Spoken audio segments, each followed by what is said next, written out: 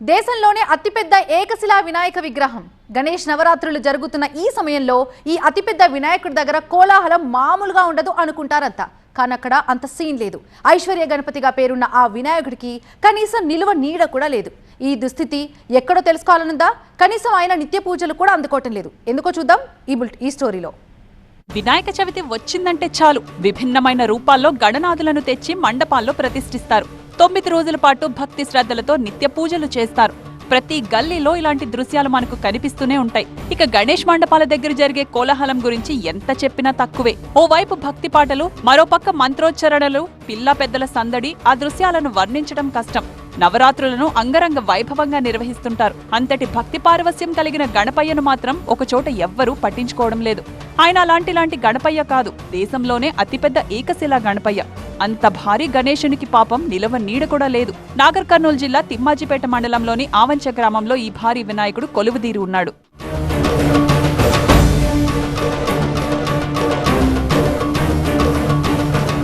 ఈ ఏకశిలా భారీ గణనాథుడు ఎలా ఉన్నాడో చూస్తున్నారుగా. ఎండకు ఎండుతూ, వానకు తడుస్తూ 100 ఏళ్లుగా ఇలాగే పొలాల మధ్య ఉన్నాడు. చుట్టూ గోడ కూడా నిర్మించలేదు. ఆవంచ గ్రామంలోని గణపతి దేశంలోనే భారీ ఏకశిలా విగ్రహంగా గుర్తింపు తెచ్చుకోవడం విశేషం. 30 అడుగుల ఎత్తు, 15 అడుగుల వెడల్పుతో ఉన్న ఇలాంటి విగ్రహం మరెక్కడా లేదంటే అతిశయోక్తి కాదు.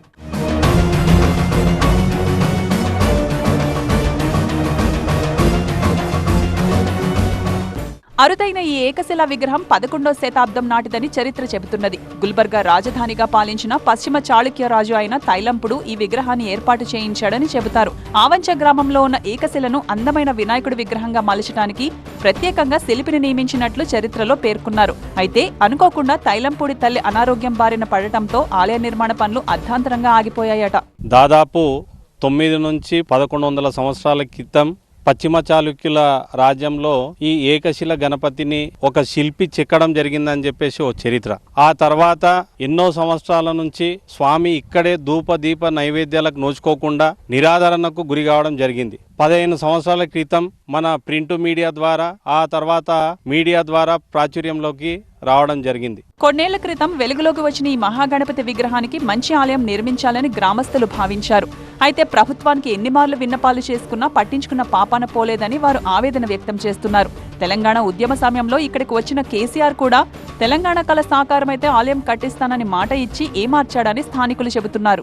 మాజీ ముఖ్యమంత్రి వర్యులు కేసీఆర్ గారు కూడా ఉద్యమ సమయంలో ఈ వినాయకుని దగ్గరికి వచ్చి దర్శించుకొని, స్వామి ఈ ఉద్యమంతో పాటు తెలంగాణ ఏర్పాటు అయితే నేను ఇక్కడ వచ్చి ఆలయ నిర్మాణం జరుపుతా అని చెప్పేసి ఆనాడు హామీ ఇవ్వడం జరిగింది. కానీ ఈనాటి వరకు కూడా ఈ ఆలయ అభివృద్ధికి పాటుపడిందంటూ ఎవరు లేరు. 5 ఏళ్ల క్రితం పూణేకు చెందిన ఉత్తరాదేవి చారిటబుల్ ట్రస్ట్ ఆలయ నిర్మాణ బాధ్యతలను భుజాన వేసుకున్నది. ఇందుకోసం విగ్రహం చుట్టూ సుమారు 6.5 ఎకరాల భూమిని సైతం కొనుగోలు చేశారు.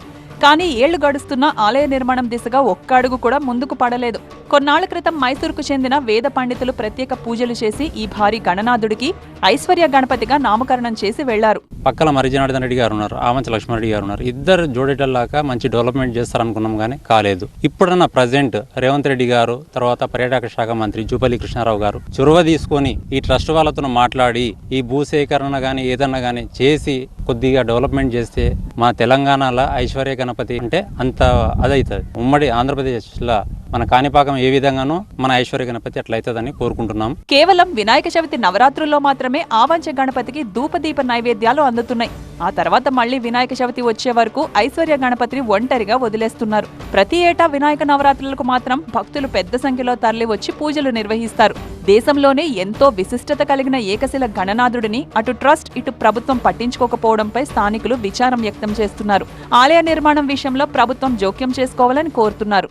ఎన్నో ఏళ్ల తరబడి ఈ యొక్క గణపతి విగ్రహం ఉండడం మాకు చాలా సంతోషం.